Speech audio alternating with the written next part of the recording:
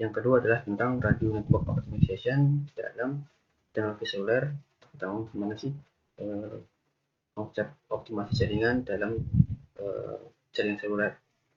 Ya, seperti yang sebelumnya kita ngomong, saya buka dengan quote dari Winston Churchill bahwa to improve is to change, to be perfect is to change often. Jadi, apa hubungannya quote ini dengan optimasi jaringan? Jadi kita melihat dari optimasi ini adalah output dari optimasi jaringan adalah adanya improvement di sini. Jadi kita ngomong adalah namanya optimasi jaringan, kalau tidak improve bukan optimasi jaringan. Nah, bukan yang namanya kita ngomong mengoptimalkan. Jadi kalau terjadi penurunan berarti bukan lagi optimasi. Jadi arti dari quote ini adalah untuk meningkat adalah dengan kalian berubah. Jika kita ingin menjadi perfect atau kita sempurna atau sukses terus, jadi kita change often, berarti sering untuk berubah. Nah, hal ini berkaitan dengan optimasi karena yang namanya optimasi adalah sesuatu yang harus ditingkatkan terus menerus. Jika ada penurunan dia harus dioptimalkan. Optimalkan berarti harus meningkat. Jadi ini kita mau adalah kembali ke cerita tentang memasak nasi. Kalau kita analogikan bahwa proses planning dan proses optimasi adalah seperti kalian mau memasak nasi. Nah, kita mau proses planning adalah saya rencana mau masak nasi. Nah, itulah kita proses planning di situ. Jadi sudah saya jelaskan. Berarti kita mau adalah untuk masak nasi saya harus butuh beras, kemudian butuh apa aja sih. Nah, kemudian setelah melakukan masak nasi, ternyata hasilnya bukan lagi nasi. Nah, jadi analog masak nasi, ternyata nasi itu ketika kita masak menjadi bubur. Terus bagaimana nih? Karena nasi sudah bubur, apa harus dilakukan agar bubur ini tidak mubazir? Jadilah kita ngomong ke bubur ayam. Nah, proses perubahan dari bubur ke bubur ayam inilah change. Nah, kita mau ngomong adalah optimasi. Nah, itu akan kita lakukan dalam jaringan seluler. Nah, apakah cuma ketika di bubur ini? Nah, tidak hanya itu aja. Ketika nasi ini udah menjadi basi, atau kita ngomong tadi secara planning adalah dia sudah sesuai dengan kita harapkan, kita makan nasi, ternyata seiring waktu nasi ini udah menjadi basi. Gimana caranya nasi ini bisa tetap tetap optimal, tetap meningkat kualitasnya? Jadikanlah jadi nasi goreng. Nah, ini juga adalah proses optimasi. Kita mau di sini proses optimasi adalah kalian di jaringan seluler adalah gimana caranya mengubah sesuatu yang terjadi penurunan atau tidak sesuai dengan yang diinginkan itu menjadi hal yang lebih baik lagi atau optimal atau meningkat. Dan di sini saya pun juga ingin kalian untuk tetap meningkat dengan cara merubah sesuatu dari diri kalian atau hal yang perlu kalian lakukan. Oke, kembali ke sini. Jadi optimisasi proses itu seperti apa sih jaringan seluler? Nah, jadi ini adalah proses dari optimasi. Nah, optimasi ini adalah sesuatu yang harus meningkat. Tapi gimana kita tahu kondisi sekarang? Makanya diperlukan ada namanya ini adalah dev test. Jadi yang akan kita bahas adalah pertama dev test, kemudian kedua adalah gimana sih kinerja jaringan yang baik ataupun buruk, atau ketika ngomong tentang optimasi jaringan adalah kan harus tahu tentang KPI, kemudian apakah jadi problem atau enggaknya, atau problem isu, sehingga kita ngomong jaringan tersebut perlu dioptimasi. Makanya di sini kedua adalah kalian harus belajar tentang KPI, kemudian ketiga adalah case tentang analisis and measurement problem. Jadi setelah dianalisa apa namanya hasil DT ini ketika sudah selesai di DT, kemudian cek lebih dahulu ada isu enggak atau ada permasalahan enggak, oh ada, kalau KPI-nya kualitas seperti apa, makanya dianalisis kenapa sih terjadi hal ini. Makanya analysis measurement and problem. Kemudian keempat adalah kan harus tahu apa sih, karena output dari optimasi adalah result yang harus naik, gimana cara dia naik, atau dilakukan metode optimasi atau change proposal, apa yang perlu diubah nih agar hasil yang awalnya adalah di sini misalkan 5, misalkan dia adalah 90 jadi 100 di sini. Sehingga kita mau nilainya adalah dia menaik atau meningkat.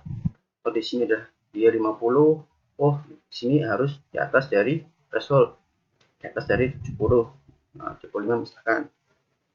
Kemudian dicek lagi apakah ada error atau tidaknya, atau apakah isu atau ada problem. Ini kita ngomong adalah optimalnya adalah ini. Resultnya adalah perbandingan antara yang sebelum dia dioptimasi dengan yang sudah optimasi. Berapa persen sih peningkatannya? Oke, kita ke pertama dulu, yaitu tentang measurement drive test.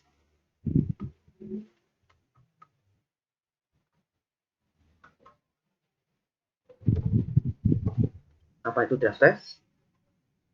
Oke, jadi ini seperti kalau kalian optimasi itu adalah seperti dokter. Nah, kita ngomong dokter itu butuh yang namanya stetoskop atau alat ukur untuk mengetahui gimana sih apa namanya kesehatan dari si pasien, atau butuh alat ukur seperti apa namanya termometer dan lainnya. Tapi di sini adalah kalau di jaringan seluler kan butuh namanya tuh untuk mengukur gimana sih kualitas dari jaringan, itu dengan data di sini. Nah, di sini adalah komunikasi bergerak, dia adalah pengukuran dari sisi MS maupun sebaliknya. Dan di sini apa namanya komunikasinya, kenapa kok dia drive, dia harus bergerak karena yang namanya mobile station adalah dia bersifat mobile, makanya dia harus bergerak. Jadi di sini analoginya kalau gimana sih mengukur kualitas, jadi jadikan 01, jadikan 02, jadi harus bergerak. Oke, kemudian apa sih tool yang dibutuhkan? Nah, yang namanya pasti butuh softwarenya. Nah, di sini ada GenXpro, kita ngomong biasanya Nemo, atau kita ngomong Thames. Nah, di sini Thames. Nah, inilah apa namanya software yang digunakan untuk pengukuran drive test. Nah, termasuk juga pasti butuh notebook, GPS, karena dia adalah mobile, berarti kita mau bergerak, gimana caranya dia tahu lokasi kalian yang tes, kemudian otomatis juga butuh perangkat jaringan selulernya. Nah, seperti ini konfigurasinya, di apa namanya MS kalian, kemudian GPS, kemudian laptop. Nah, ini terhubung dengan power supply. Oke. Di sini kalian perlu juga ketahui tentang mode drive test. Kita mau ada namanya mode idle, jadi mode saat di mana device tidak melakukan panggilan atau koneksi internet.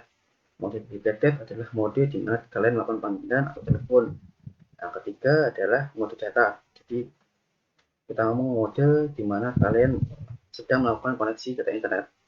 Jadi mode inilah yang biasanya digunakan untuk apa namanya dari device kalian ketika apa namanya test.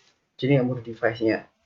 Nah, kemudian ada namanya metode pengambilan test. Apa bedanya kalau tadi adalah device-nya, sekarang gimana cara mengukurnya, metodenya. Nah, karena metode ini pun juga berhubungan dengan tujuan kita apa sih. Oke, yang pertama adalah cluster, atau di sini yang ini dulu SSV namanya, itu drive test untuk memverifikasi tiap set itu bagus tidak, dan di sini hanya berfokus pada satu set aja atau satu salah saja. Jadi ya single set verification, jadi dia mengverifikasi bahwa set yang akan kita ukur ini baik atau tidaknya sih. Nah, dan dia biasanya digunakan ketika mau launching, atau kita mau adalah ketika pertama kali dia on air. Jadi sebelum dia benar-benar apa diserahkan ke operator, sebelum ada yang namanya SSV, jadi kita mau apa namanya memverifikasi bahwa set yang kita bangun itu sudah memiliki kualitas yang bagus. Kemudian ada yang kedua adalah metode yang cluster di sini. Oke, cluster ini untuk mengukur jaringan setiap cluster atau daerah yang terdiri dari beberapa set, namun hanya untuk satu operator jaringan aja. Jadi di sini biasanya digunakan untuk mengetahui bagaimana sih kualitas jaringan di area tertentu. Akan saya ingin tahu nih kualitas jaringan di daerah alun-alun Purwokerto. Nah, jadi harus membuat cluster di area Purwokerto, di sana ada beberapa set yang diukur dan itu mengelilingi dari lokasi di yang akan kita ukur tersebut. Jadi kita tahu nih kualitas di sini jelek nih, warna ada merah. Kemudian ini juga jadi kita tahu ternyata ini adalah lokasi-lokasi yang butuh dilakukan optimasi jaringan. Nah, biasanya di sini juga ketika ada event tertentu, misalkan akan ada event Asian Games di Jakarta, kemudian yang berada di stadion. Nah, berarti harus menyiapkan jaringannya gimana sih, apakah cukup atau tidak, apakah bagus atau tidak untuk event tersebut, karena memang harus bisa mengcover semua user yang akan datang di sana. Oke, metode kedua adalah metode yang ketiga, itu adalah metode benchmark. Metode benchmark ini adalah dia yang membandingkan beberapa operator dalam satu cluster atau daerah tertentu. Jadi ketika tes itu operator yang tidak hanya satu operator saja, tapi beberapa operator dengan sekaligus. Kayak misalkan ini nih, antar tree dengan yang di Telkomsel dibandingkan nih, ternyata di sini dia bagus nih, di sini tapi dia jelek. Nah, seperti apa? Jadi kita mau proses benchmarking, pembandingan. Tujuannya apa? Ini sebagai patokan dari operator untuk persaingan di daerah tersebut, gimana sih kualitasnya. Jadi kita ngomong di sini misalkan di tree ini sebagai pembanding, ternyata kita harus menaikkan jaringannya nih karena di pesaing sudah bagus, seperti apa. Yang keempat ada namanya optimasi. Nah, ini biasanya ketika ada komplain, ada gangguan, jadi kita ngomong atau ada problem, dimana kita harus melakukan verifikasi terhadap problem tersebut. Apa sih, maka diperlukan data di situ. Jadi ada gangguan, ternyata misalkan di sana saya nggak bisa internetan nih, kemudian dilakukan drive test, jadi tahu apa sih problemnya. Ternyata benar nih, di sini nggak bisa internetan. Nah, dari drive test itu kita tahu apa sih prosesnya, karena kita mau dasar adalah dia mengukur atau kita mau seperti kalian juga merecord semua proses dalam komunikasi di sisi handphone kalian maupun di sisi PTS. Ternyata di sisi HP kalian itu tidak mendapatkan channel nih, jadi blocking. Kenapa? Ternyata di jam tersebut adalah jam peak hour, dan banyak usernya, otomatis tidak bisa internetan atau kena blocking karena full channelnya. Oke, kita mau di sini adalah metode dari pengambilan test. Oke, selain itu kemudian kembali ke sini lagi. Jadi setelah kalian tahu drive test, kita harus tahu juga tentang KPI problem. Apa sih KPI di sini? Problem itu adalah kayak tadi dioptimasi. Ternyata ada problem tentang jaringan yang lelet misalkan, atau tidak bisa internetan atau tidak bisa telepon. Apa sih problemnya? Yang kedua adalah KPI ini adalah Key Performance Indicator, di mana di sini itu tercakup terdiri ada namanya accessibility, availability. Apa sih accessibility? Jadi ada beberapa standar yang harus dipenuhi. Jadi kita mau adalah sebagai indikator bahwa kualitas jaringan ini adalah bagus atau tidaknya. Nah, itu dilihat dari pertama dari accessibility, yaitu dari sudut pandang kemampuan user untuk memperoleh service sesuai dengan layanan ketika memulai, pada saat memulai di sini. Jadi saat memulainya, gimana sih tingkat aksesnya dia, apakah seperti apa. Maka di sini adalah accessibility, tingkat akses seperti apa sih kemampuan dari jaringan itu memberikan akses ke usernya. Maka di sini pun juga yang membuat pembeda dari teknologi GSM, UMTS, LTE ada di sini. Nanti ada beberapa parameter yang memang berbeda. Nah, kemudian parameter yang digunakan untuk menganalisis accessibility itu apa aja? Ya di sini. Yang di GSM ada nama CSSR. Nah, kemudian kita ngomong ada PDP konteks di UMTS, di GSM ada SDG drop, J blocking, PJ assignment, kemudian kalau di LTE ada error success rate, error success, atau juga ada juga CSSR, positive success rate, dimana kita mau nilai dia mengukur dari accessibility dari jaringan tersebut. Dimana nanti pun juga ada persentase yang bagus itu seperti apa sih? Oh, di atas dari 50% misalkan untuk yang CSSR, atau biasanya kalau CSSR dia di atas dari 65%. Harus dia apa namanya 100% akses, bisa diakses. Nah, kedua ada yang namanya maintainability, yaitu kemampuan user dan sistem jaringan untuk mempertahankan layanan. Jadi adalah maintainability adalah ketahanannya dia. Nah, setelah layanan tersebut berhasil diperoleh.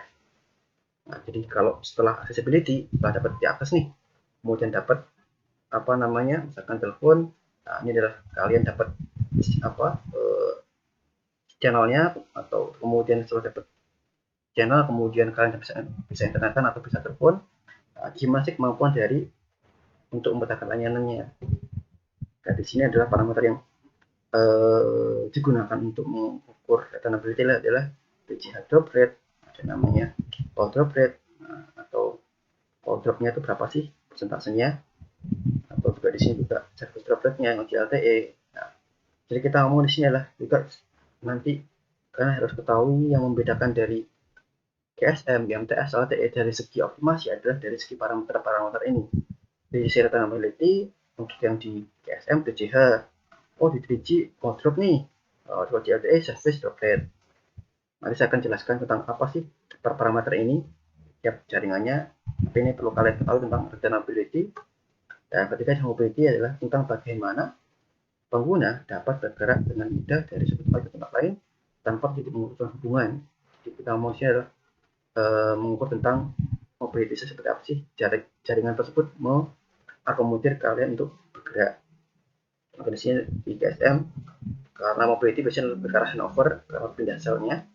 Dan di sini kebanyakan adalah mengukur dari handover. Jadi di GSM juga handover success rate. Kalau di istilah soft handover success rate SAO, handover seperti apa, kalau dia pindah jaringan antar internet antar teknologi, kalau dia ada intervariasi AOATM, gimana sih, gimana transaksinya juga. Yang keempat ada namanya integrity, gimana sih kualitas, kalau tadi yang maintainability ketahanannya, gimana sih kualitas layanan traffic yang diberikan, bagaimana sih kualitasnya, kualitas dari si pelayanannya. Jadi kita mau adalah di sini ada FWR-nya, ada XQL, SGI, output. Nah, kalau di yang itu PS output, PS output switch-nya output seperti apa, kemudian gimana sih kalau di LTE adalah gimana sih kecepatan data dari LTE. Dan di sini adalah tentang integrity. Jadi bagaimana sih besar dan kualitas traffic atau layanan yang diberikan dalam jaringan tersebut. Nah, di sini adalah key performance indikator ini biasanya sebagai patokan dalam menilai bahwa oh kualitasnya bagus nih sisi mobility-nya. Dimana nanti yang dianalisa adalah parameter-parameter ini. Nah, jadi ini pun juga yang membedakan dari, jadi yang pembeda di sini adalah pembeda di parameter pembeda dari GSM, GMTS, LTE. Jadi yang akan membedakan banyak adalah di sini. Nah, ini kita akan bahas per stepnya. Yang pertama tentang GSM. Nah, jadi parameter daftar GSM ini akan berbeda dengan yang dipunyanya yang daftar LTE. Oke, yang pertama parameter verifikasi data, atau kita ngomong adalah tentang domain site. Ada PCCH, ada RFCN, ada CGI, ada PSIC. Jadi inilah kita ngomong tentang informasi site.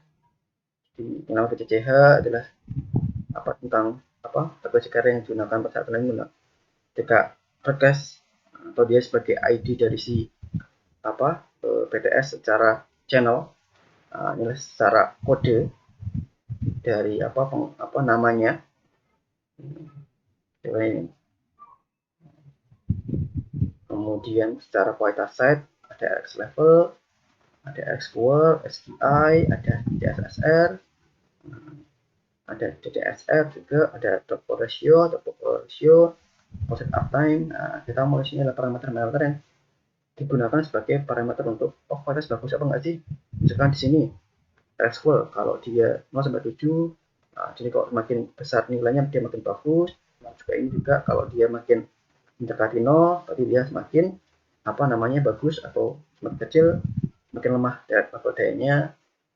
Dan di sini pun juga bahkan SSR harus di atas 90%. Gimana sih kualitas dari yang diinginkan di sini. Jadi yang biasanya dianalisa di GSM dalam parameter daftarnya. Ini pun mungkin ada yang sama dan ada yang berbeda dengan digunakannya teknologi MTS maupun LTE. Mungkin kalau RX level ini hanya di GSM saja. Kemudian untuk parameter daftar di WCDM atau MTS, untuk yang verifikasi data atau informasi share adalah SLID. Kalau yang tadi ada RFCN, misalnya UARFCN, kalau tadi di GSM ada namanya PCCH, di GSM di MTS ini adalah menggunakan segala lingkup atau PSG. Dia membedakan antar sektor atau antar selnya. Jadi inilah yang akan banyak membedakan dari punya GSM maupun di MTS. Bagaimana dengan parameter untuk kualitas set? Kalau dari di GSM ada RX level, di sini namanya RXCP. Jadi RXCP ini cuma ada di MTS. Kalau kalian ngomong RXCP di GSM itu salah. Ada RX level di situ karena memang sudah beda standarnya. Ada SCIO, CSSR hampir sama dengan di GSM, Tolerate, ada PCR juga. Kemudian untuk yang LTE seperti apa ini? Ada PCI, ada NFBID. Jadi kalau ini adalah seperti kalau tadi ada PSG, ada PCCH, di LTE ada PCI ini. Jadi nomor yang digunakan untuk mengidentifikasi adanya NFB ini. Sedangkan NFB ini adalah secara pengkodean.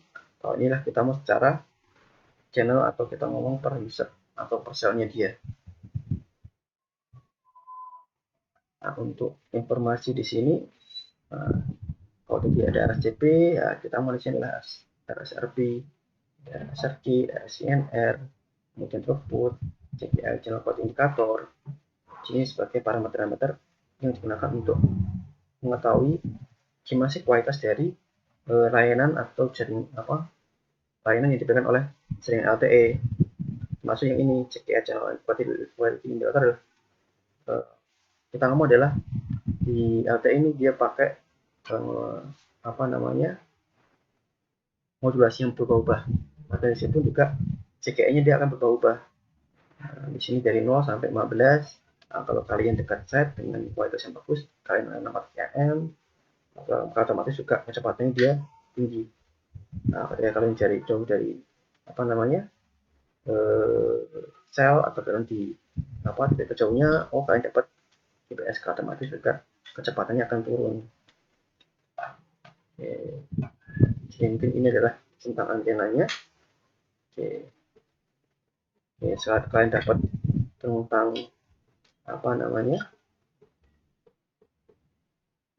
KPI, sekarang ke analisis dari hasil pengukuran. Jadi setelah tahu ini, gimana sih menganalisis dari hasil pengukuran ini, berdasarkan dari KPI maupun ketika ada isu problem permasalahan.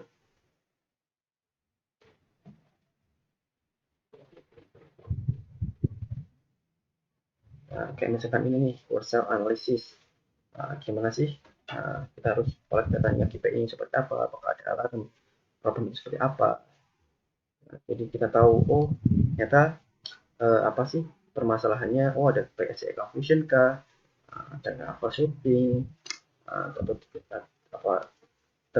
terjadi degradation pelayanan. Jadi yang awalnya 100 Mbps mungkin trafficnya jadi 0 Mbps, ternyata di situ lagi mati lampu.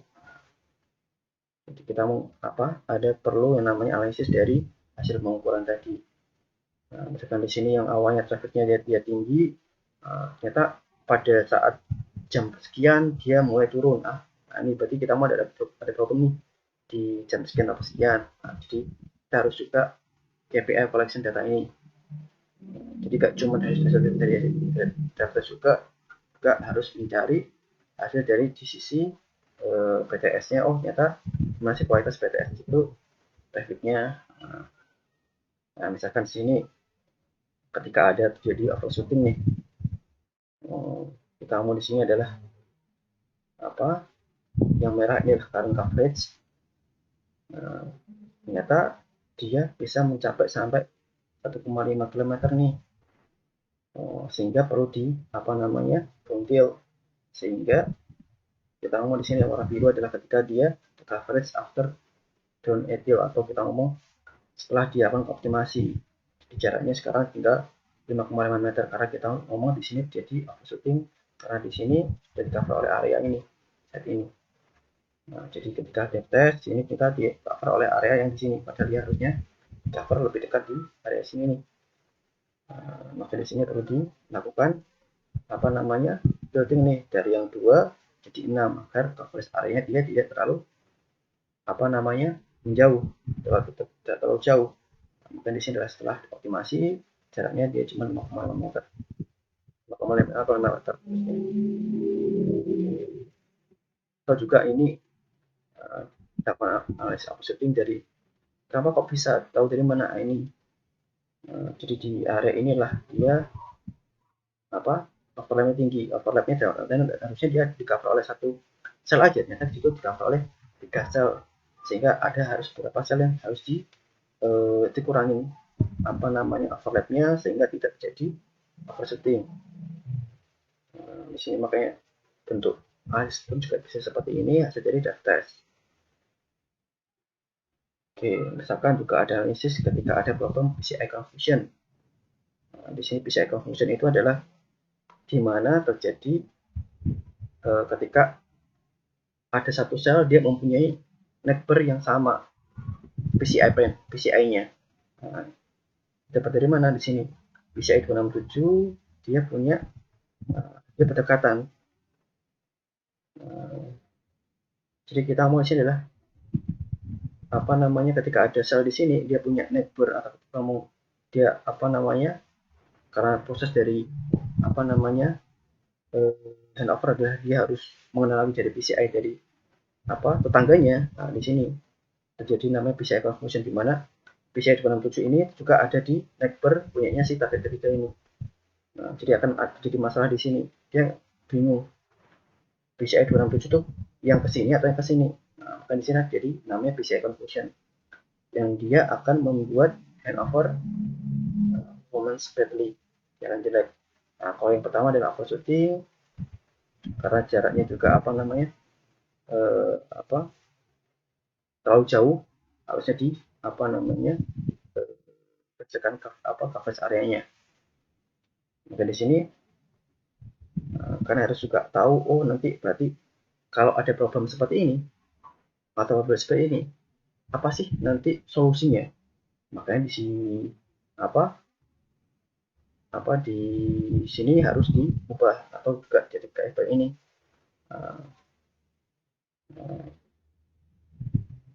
Jadi kalau di sini adalah ketika di PCI itu dia antara yang dia mode PCI-nya, jadi PCI itu dikelompokkan dalam 3 mode. Dia yang mode 0 ini saling berhadapan, sehingga perlu dikonfigurasi lagi. Jadi diubah bahwa ini tertukar nih, atau juga biasanya problem seperti ini. Jadi ada namanya missing feeder installation atau cross feeder. Biasanya ketika implementasi itu ada kesalahan dalam pemasangan kabelnya. Jadi secara planning adalah seperti ini.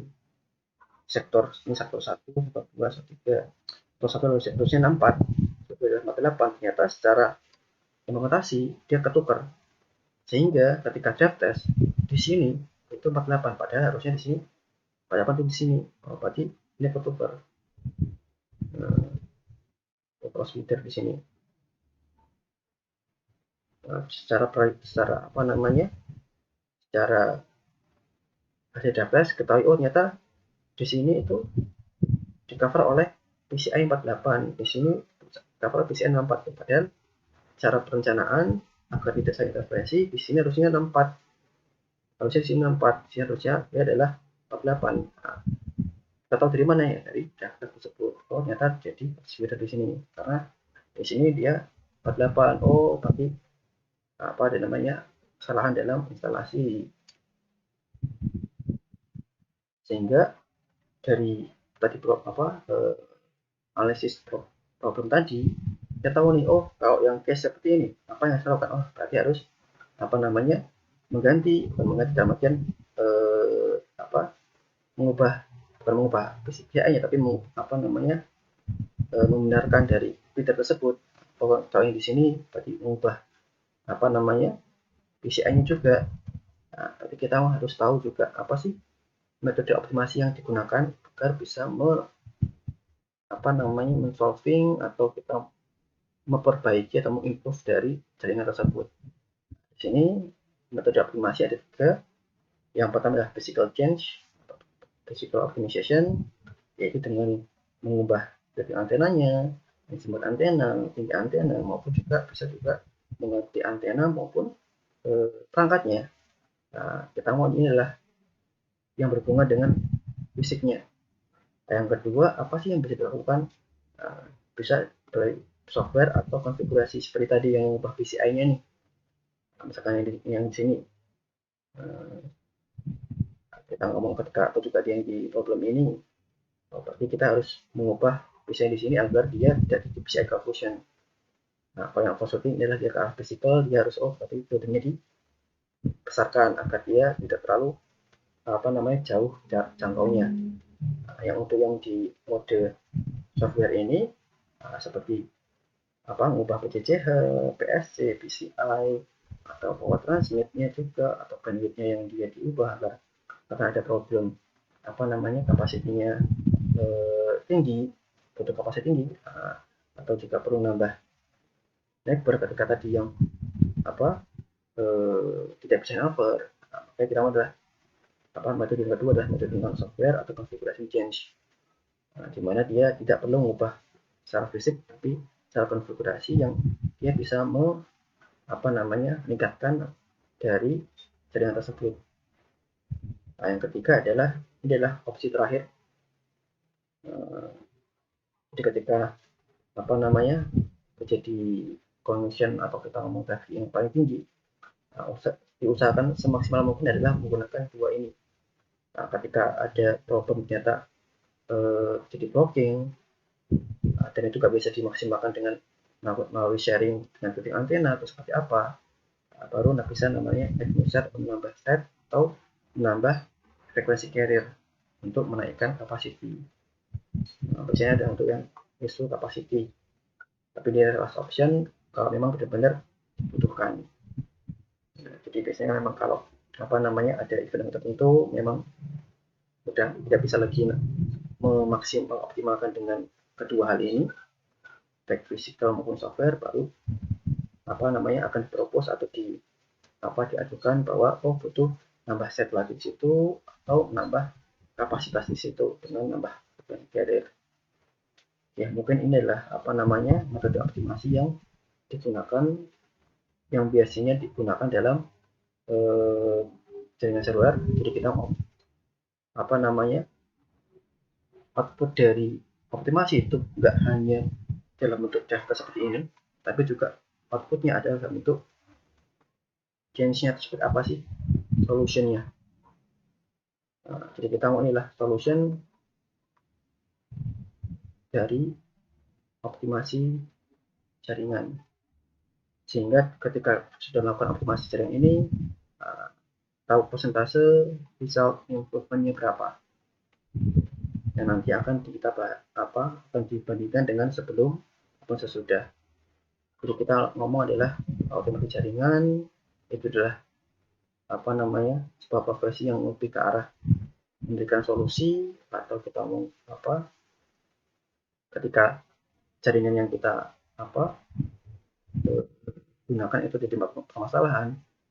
Di sini adalah profesi RNO, Radio Network Optimization Engineer, adalah gimana dia problem solving dengan melakukan analisis dari hasil pengukuran yang outputnya adalah dia bisa menentukan apa sih upaya untuk dia optimal, change optimal,